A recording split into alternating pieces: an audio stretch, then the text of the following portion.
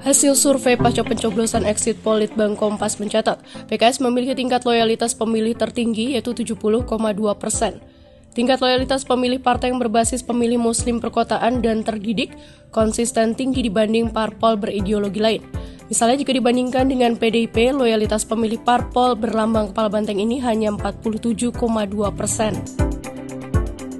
Rendahnya loyalitas pemilih PDIP ini tidak lepas dari fakta lapangan, yakni terjadi perubahan konfigurasi politik di Pilpres 2024 dengan terjadinya pecah kongsi Presiden Joko Widodo yang merupakan kader PDIP dengan kebijakan dan langkah politik PDIP di pemilihan presiden. Faktor Jokowi sedikit banyak turut memberikan pengaruh yang membuat daya elektoral PDIP cenderung terganggu sehingga mengurangi potensi pemilih loyal. Selanjutnya, loyalitas pemilih PKS juga jauh melampaui tingkat loyalitas parpol satu koalisinya yang mengusung Anies Mohaimin. Loyalitas pemilih PKB di angka 59,7% dan Partai Nasdem 62%. Loyalitas pemilih PKS pun unggul dibanding parpol pengusung Prabowo Gibran. Tercatat loyalitas pemilih Gerindra 57,8%, Golkar 45,6%, Demokrat 39,4%.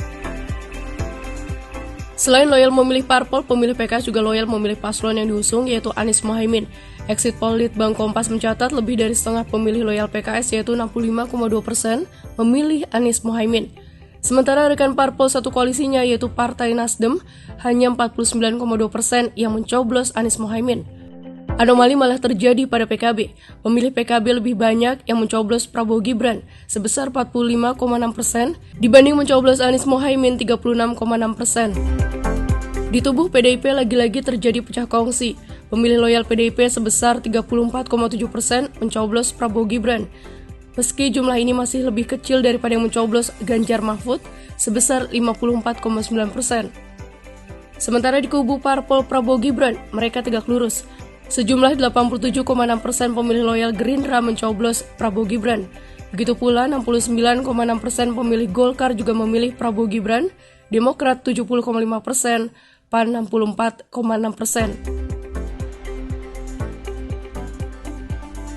Dari data exit poll ini, loyalitas pemilih memang tidak cukup hanya ditopang oleh konsistensi pilihan mereka terhadap partai politik tertentu, tetapi sekaligus harus ditopang juga dengan seberapa besar kekuatan sosok dalam partai politik untuk mampu mengikat, tidak hanya secara politik tetapi juga secara emosional pemilih. Namun tanpa sosok kuat pun ternyata pemilih PKS terbukti loyal pada partainya dan capres pilihannya. Boleh jadi hal ini ditopang oleh nilai dan ideologi partai yang kuat dan menjadi perekat bagi kohesivitas elit dan pemilihnya.